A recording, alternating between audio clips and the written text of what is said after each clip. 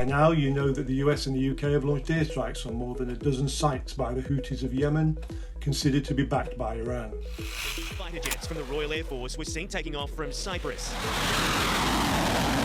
and were joined by American F/A-18s from the aircraft carrier US Eisenhower, somewhere.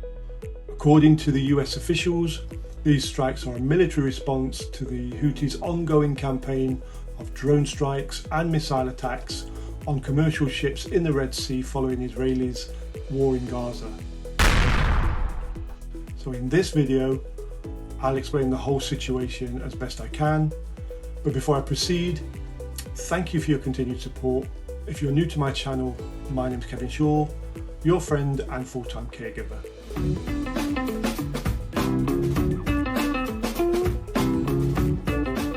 So who are the Houthis? Well, like I mentioned in the introduction, the Houthis are a known militant group from the Yemen, considered backed by Iran. The Houthis were born of its initial leader, Hussein Abad-Reddin al-Houthi of the Zaidi branch of Shia Islam. Begun in the 1980s, they are an outcome of the Saudi religious influence in Yemen. With an estimated force of 20,000 fighters, they rule most of the west of Yemen and are in charge of its Red Sea coastline.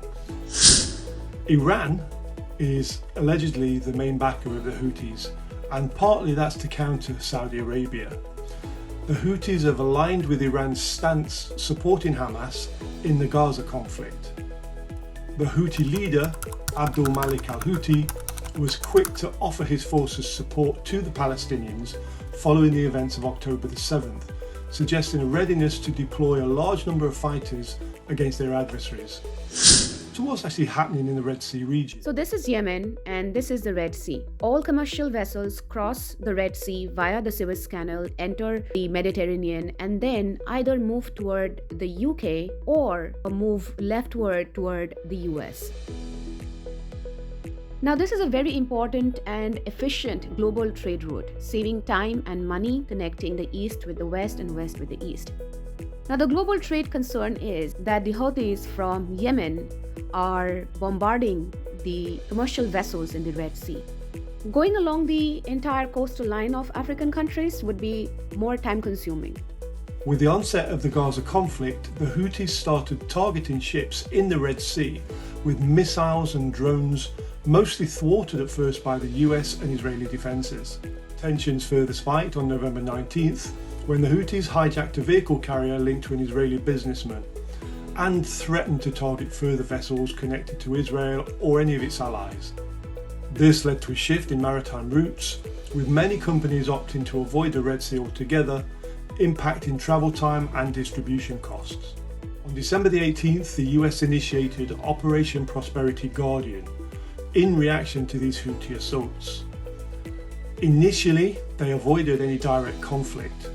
The US engaged on December 31st using Navy helicopters against militants targeting a protected container ship, resulting in the death of 10 militants, with further actions seeing the US and British forces neutralising Houthi drones and missiles in early January, with the US Secretary of State Antony Blinken warning of possible Western military intervention if such attacks continued.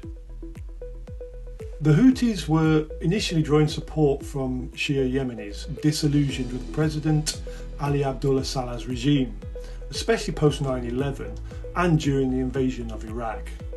Saleh's eventual resignation in 2012, under pressure from protests and assassination attempts, led to further turmoil, and in 2014 the Houthis, ironically allying with Saleh, captured Sana'a and deposed President Abdullah Rabu Mansour Hadi a year later. This prompted Saudi and the UAE military intervention, leading to a devastating civil war, causing approximately 377,000 deaths and displacing 4 million by the end of 2021. Despite the official expiry of a 2022 ceasefire, the Houthis effectively emerged dominant with a significant reduction in violence. In Yemen, some view the Houthi operations as a valid response against Israeli and its allies, bolstering their local support. the Houthis claim to elevate their global standing through Red Sea attacks, representing a larger Yemeni influence despite the existence of recognised government in the south.